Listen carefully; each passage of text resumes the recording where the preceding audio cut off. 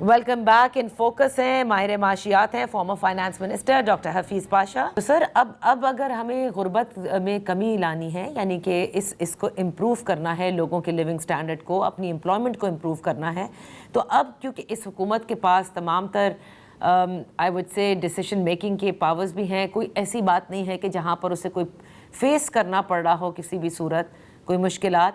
آپ کیا سمجھتے ہیں where are we lacking in the policy? دیکھیے، بات یہ ہے کہ پاکستان میں جو ہمارے فائنینسنگ کا نظام ہے وہ بہت ہی ڈسٹارٹڈ ہو چکا ہے.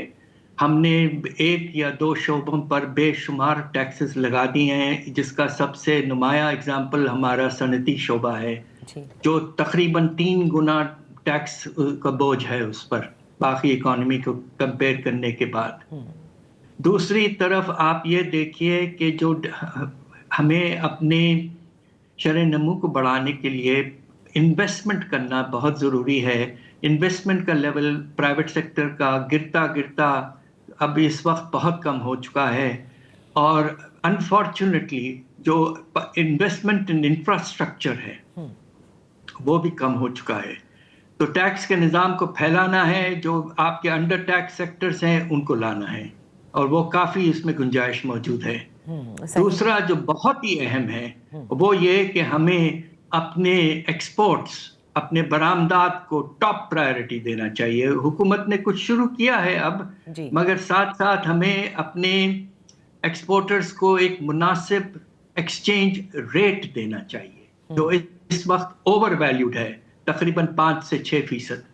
آپ ان کی پروفیٹیبلٹی بڑھائیں، ان کو انسینٹیوز دیں، تو ٹیکس بیس براڈننگ، ایکسپورٹ لیڈ گروتھ، یہ دو ایسے اسٹریٹجیز کی ٹارگٹس ہیں جس کے بغیر ہم آگے نہیں بڑھ سکتے. And sir what about the investment, کہ اس پوری انوائرمنٹ کو آپ کیسے بہتر کریں گے کہ انویسٹمنٹ فرینڈلی بنے، تاکہ یہاں پر آپ نے دیکھا کہ ایم این سیز جا رہے ہیں بجائے یہ کہ آپ نے پرائیویٹ سیکٹر کی جو انویسٹمنٹ ہے اسے انکریز کیا جائے. جی آپ بالکل ٹھیک کہہ رہی ہیں. دیکھیے، اس میں جو مجھے افسوس سے کہنا پڑتا ہے کہ پاکستان ایک جنگ کے ماحول میں آ گیا تھا. دوسرا یہ کہ ہمارے یہاں جو ٹیررزم کے جو ایونٹس ہیں ان کی فریکوینسی بہت بڑھ گئی ہے خدا نخواستہ، اور اس لیے بھی آپ دیکھیے سب سے زبردست فارن ڈائریکٹ انویسٹمنٹ جو ہے وہ ہمارے مائننگ سیکٹر میں ہو سکتا ہے، جس سے بے شمار ہم ایکسپورٹ کر سکتے ہیں، مگر وہ زیادہ تر بلوچستان میں ہے، اور بلوچستان میں تو آپ کو پتہ ہے کہ افسوس کی بات ہے کہ حالات معمول پر بالکل نہیں ہیں.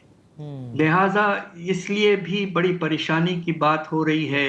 ہم سب بہت پریشان رہتے ہیں کہ اللہ چاہیں تو ہمارا پیارا ملک جو ہے وہ پھر سے 4.5-5% کے راستے پہ آ جائے شرح نمو کے، تو اللہ کے فضل سے ہم اس دلدل سے نکل آ سکتے ہیں، اور ہماری دعا ہے کہ ہم آئیں. اوکے ڈاکٹر صاحب، lastly I would like to ask you کہ آپ نے دیکھا کہ سپریم کورٹ نے امریکہ میں صدر ٹرمپ کے جس طرح سے انہوں نے ٹیرف کا نفاذ کیا تھا، and he was using it as I would say a tool for diplomacy, اور وہ بار بار اس کا ذکر بھی کر رہے تھے. اب انہوں نے ایک ایگزیکٹو آرڈر کے تحت 10% سب پر عائد کر دیا ہے. کیا آپ کو لگتا ہے اس سے کیا بہتری آئے گی یا کیا نقصان ہو سکتا ہے؟ دیکھیے، ہوا یہ تھا کہ اب آپ پاکستان کے کانٹیکس میں دیکھیے تو ہم پر 19% کا لگایا گیا تھا، اور کچھ عرصہ ہمیں ایڈوانٹیج ملا تھا اس لیے کہ کچھ مہینوں کے لیے ہندوستان 50% پہ تھا. جی اب ہندوستان بھی 18% پہ آ چکا تھا. اب سب ایک لیول پہ آ گئے ہیں 10% کے لیول پر، اور اس سے وہی پرانا نظام تقریباً آ جائے گا.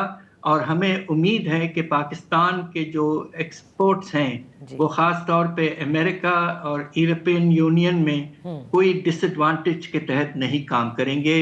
اور انشاءاللہ آف کورس یہ ہے کہ دیکھنا یہ ہے کہ ہندوستان کا ایک فری ٹریڈ اگریمنٹ ہوا ہے ای یو سے، ہمارا تو آلریڈی جی ایس پی پلس موجود ہے. تو پاکستان محنت کریں، ہم اپنے ایکسپورٹس کو بڑھائیں. اب جو گلوبل ٹریڈ انوائرمنٹ ہے وہ اتنا ڈسٹارٹ اب نہیں ہوا ہے جتنا ٹرمپ صاحب نے پہلے کر دیا تھا ساری دنیا میں. بہت بہت شکریہ doctor Hafeez Pasha for being with us on the show. اسی کے ساتھ پروگرام کا وقت ختم ہوتا ہے. اجازت دیجیے, کل پھر آپ کی خدمت میں حاضر ہوں گے. اللہ حافظ.